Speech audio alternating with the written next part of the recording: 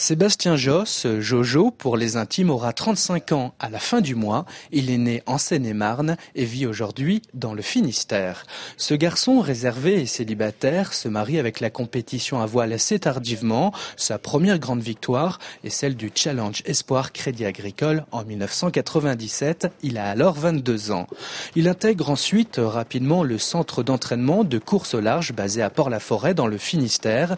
Il rejoint ainsi entre autres Michel Desjoyaux et Jean Le Cam dans ce port d'attache considéré dans le milieu de la voile comme la vallée des fous. Fou, il faut bien l'être pour s'engager en 2002 sur un tour du monde à la voile et en équipage. Il s'achèvera par un exploit, la victoire du trophée Jules Verne avec comme coéquipier Bruno Perron. Les courses s'enchaînent à bord de son bateau, sponsorisé cette année-là par l'entreprise vendéenne VMI, avec laquelle il arrivera 5e de la Transat Jacques Vabre et de son premier Vendée Globe en 2004. Un exploit vu la vétusté de son embarcation en comparaison des bateaux neufs barrés par ses concurrents.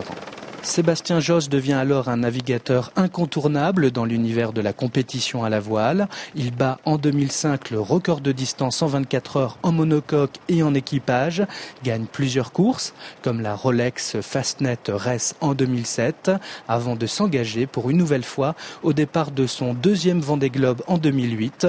Malheureusement, le marin aura moins de chance lors de cette dernière édition. Il abandonnera la course le 29 décembre 2008 suite à une série de problèmes techniques.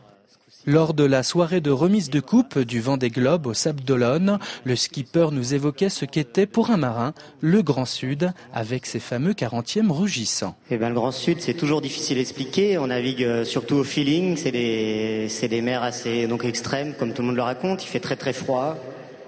C'est des icebergs, c'est pas de soleil.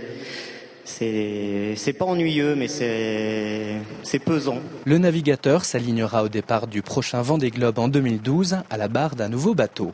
2010 est une année de nouveaux projets pour Sébastien avec l'arrivée de la Solitaire du Figaro et son nouveau poste de formateur de jeunes skippers dans le tout nouveau pôle Vendée France, laboratoire de futurs champions de la course au large.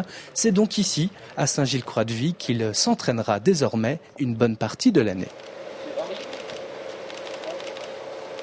Amateur de défis, ce garçon, dit-on, fidèle en amitié, qui a cette image de bon camarade sur le circuit des compétitions, est devenu au fil des années l'ami proche de skippers comme Yann Eliès et Jérémy Bayou.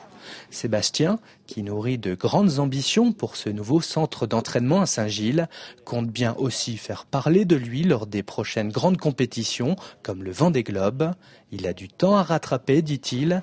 Il se disait trop sage, petit, jusqu'à ce qu'il découvre qu'il y avait tout un tas de choses à faire dehors. Et lui, son terrain, c'est la mer.